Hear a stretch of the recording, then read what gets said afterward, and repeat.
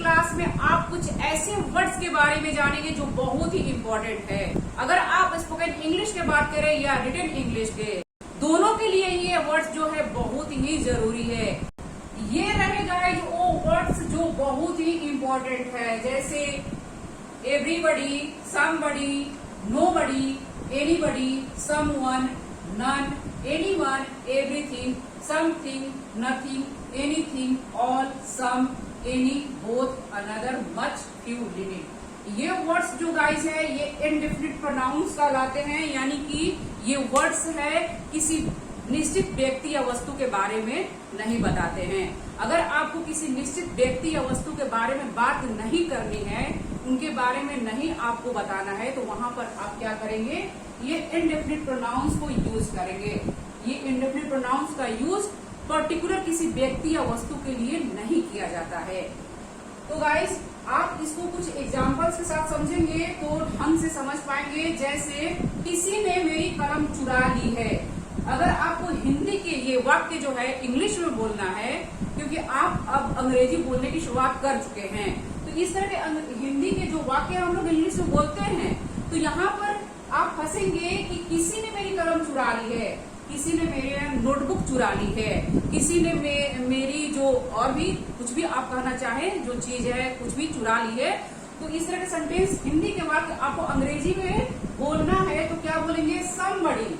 Somebody का मतलब होता है किसी ने या कोई ने, किसी ने या कोई। यहाँ पर ध्यान दीजिएगा, आप हिंदी को भी साथ साथ में याद करिए। अगर आपको इस तरह का सेंटेंस बोलना है कि किसी ने मेरी नोटबुक चुरा ली, या किसी ने या कोई, अगर इस तरह के जो वर्ड आएगा गाइस, तो यहाँ पर आप क्या करेंगे, समबडी को लगाएंगे। यानी समबडी का मतलब होता है कोई या किसी। इस तरह के जब वर्ड्स बोलना है तो सेंटेंस बोलना है तो यहाँ पर आप किसी को लगाएंगे। समबडी हैज को यहाँ पर यूज किया गया है। अगर आप टेंस नहीं जानते हैं तो प्लीज टेंस को जानिए। Without knowing tense you won't be able to speak in English. So tense जानना बहुत ही जरूरी है। अगर आप इंग्लिश बोलने की शुरुआत कर रहे हैं तो सबसे पहला जो रूल है टेंस को जानना बेहद जरूरी है। ये प्रेजेंट परफेक्ट टेंस है। Somebody has stolen my pen, किसी ने मेरी पेन चुरा ली है, यानी कि काम हो चुका है।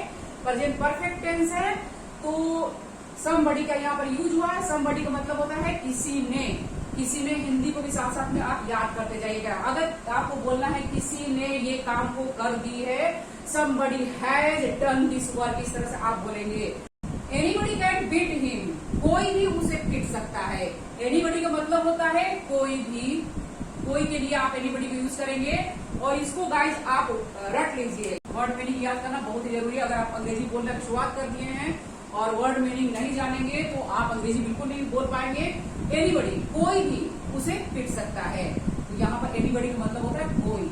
और ये जो है एनीबडी, ये सारे इनडेफिनिट प्रोनाउंस है और इनका किसी एक पर्टिकुलर व्यक्ति के बारे में यहाँ पर बात नहीं हो रही है। यदि आप समझ जाइए साथ साथ में एनीबडी, कोई भी, एनीबडी कोई भी, यानी कि कोई भी उसे पीट सकता है, कोई भी इस काम को कर सकता है। Anybody can do this work, कोई भी। अगर इस तरह के सेंटेंस आपको बोलना है तो एनीबडी का यूज करेंगे। और इसमें क्या होता है गाइस, आप किसी एक के बारे में बात नहीं कर रहे हैं, आप पर्टिकुलर किसी व्यक्ति के बारे में बात नहीं कर रहे हैं। एनीबडी का यूज कोई भी है ना, बहुत सारे लोग हैं, कोई भी उसे पीट सकता है, कोई भी इस काम को कर सकता है। Anybody can do this work, कोई भी वहां जा सकता है। एनीबडी कैन गो देयर, इस तरह से सेंटेंस बनाएंगे। सम आर जेंटल, यानी कुछ नेक हैं। सम यहाँ पर याद करिएगा, सम का मतलब होता है कुछ नेक होते हैं। सम आर जेंटल, है ना, कुछ तेज होते हैं। सम आर इंटेलिजेंट, इस तरह से आप सेंटेंस को बनाएंगे। सम का हिंदी अर्थ होता है कुछ, और इसको याद करना, लर्न करना बेहद ही जरूरी है गाइस। वर्ड मीनिंग याद करना बहुत ही जरूरी है। ऑल आर फुलिश, यानी कि सभी मूर्ख हैं। यहाँ पर ऑल का मतलब हुआ सभी, ऑल का हिंदी हुआ सभी। इस तरह का सेंटेंस बनाना है कि ऑल आर इंटेलिजेंट, सारे यानी सभी तेज हैं।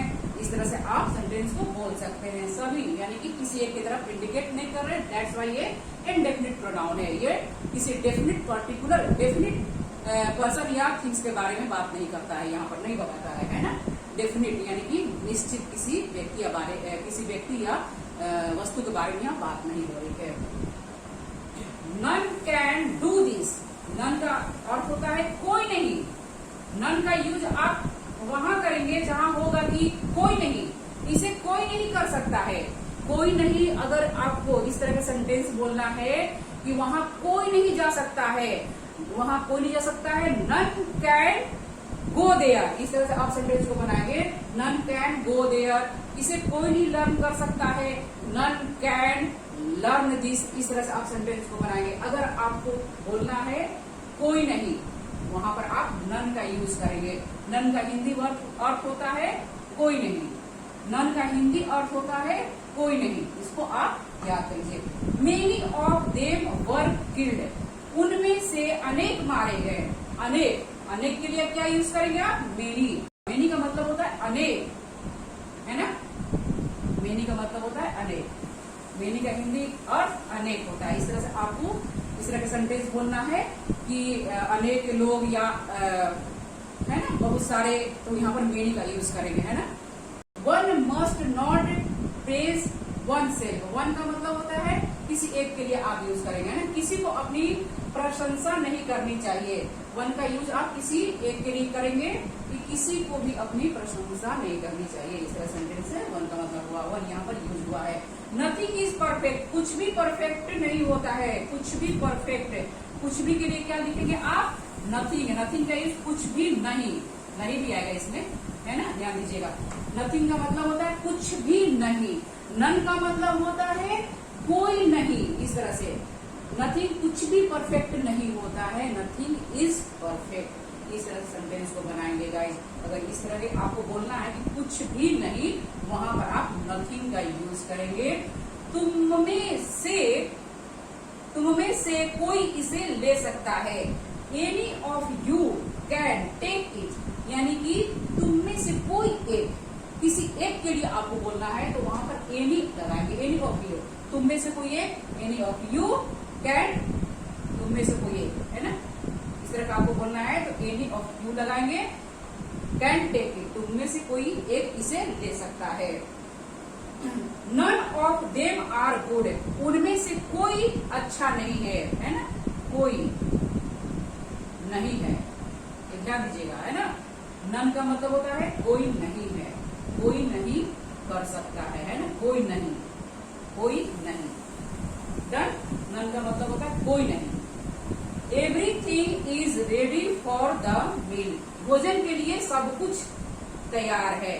तो ये सब कुछ जो है गाइस, यहाँ पर क्या हुआ? इंडेफिनिट प्रोनाउन हुआ, और ये एवरीथिंग, सब कुछ का जो ये इंग्लिश वर्ड है, ये एवरीथिंग, सब कुछ इंडेफिनिट प्रोनाउन हुआ, और एवरीथिंग का मतलब होता है सब कुछ है। अगर आपको बोलना है कि सब कुछ तैयार है, everything is ready for the meal, इस तरह से सब कुछ के लिए आप एवरीथिंग का यूज करेंगे। एवरीथिंग, सब कुछ, यानी सब कुछ तैयार है, everything is ready for the meal. इस तरह से guys, everybody wants to go there, सब कोई वहां जाना चाहता है। एवरीबडी का यहाँ पर समबडी, यानी कि कोई वहां जाना चाहता है। Somebody wants to go there, यहाँ पर लगाएंगे नोबडी, कोई वहां नहीं जाना चाहता है। Nobody wants to go there, इस तरह से आप बनाएंगे। फिर नेक्स्ट वन इज कुछ लड़के तैयार हैं। सम बॉयज आर रेडी, कुछ लड़के तैयार हैं। इस तरह से कुछ, सम का हिंदी अर्थ होता है कुछ, यानी कि कुछ लड़कियां जो है डांस कर सकती है। सम गर्ल्स कैन डांस, इस तरह से बना सकते हैं। कुछ लड़कियां खाना बना सकती है। Some girls can cook food, कुछ लड़कियां वहां जा सकती है। Some girls can go there, कुछ लड़कियां इंग्लिश सीखना चाहती है। Some girls want to learn English, कुछ लड़के इंग्लिश बोलना चाहते हैं। Some boys want to speak in English, इस तरह से आप सेंटेंस को बनाएंगे। अच्छा, सम कुछ लड़के हैं, सम बॉयज लगाइएगा। सम बॉयज वांट टू लगाइएगा, है ना, वांट्स मत लगाइएगा क्योंकि बॉयज की बात हो रही है। लड़कियां, गर्ल्स की बात हो रही है तो वहां पर वांट टू लगाइएगा। डन। एंड कैन जब लगाएंगे तो कैन को डजेंट मैटर सब्जेक्ट सिंगुलर है या प्लूरल, कैन का तो जो यूज है सबके साथ कैन ही होता है, कैंस नहीं होता है।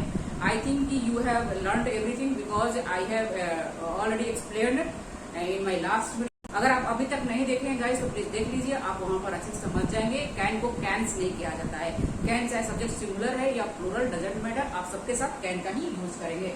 Now the next one is I will meet you there one day. मैं एक दिन तुमसे वहां मिलूंगा। यहाँ पर एक के लिए वन का यूज किया गया है एंड डे है तो वन डे है ना, याद करिएगा। यहाँ पर वन डे इस तरह का बात करना हो तो वन को आप यूज करेंगे और वन का मतलब ही पता ही सबको। And next one, all boys are intelligent. सभी लड़के तेज है। All boys are intelligent. इस तरह से सभी के लिए आप ऑल का यूज करेंगे। इस तरह से आप सेंटेंस को बनाएंगे। अगर इस तरह के हिंदी के वाक्य आपको अंग्रेजी में बोलनी है गाइस, तो ये जो प्यारे जो वर्ड्स है इनको आप यूज करेंगे। और ये जो वर्ड्स है ये इंडेफिनिट प्रोनाउंस कहलाते हैं। ये किसी एक व्यक्ति या वस्तु के बारे में नहीं बताते हैं। ये पर्टिकुलर किसी व्यक्ति या वस्तु के बारे में बात नहीं करते हैं। अगर आपको ऐसे जगहों पर यूज करना है यानी कि किसी, कोई, सभी, तो वहां पर आप ये इंडेफिनिट प्रोनाउंस को यूज करेंगे। आई थिंक गाइज अब आप समझ चुके हैं। तो आज के लिए बस इतना ही गाइज। अगर वीडियो पसंद आए तो लाइक जरूर करिए गाइज, अपने दोस्तों में शेयर जरूर करिए और चैनल पर नया है तो सब्सक्राइब भी कर दीजिएगा गाइज।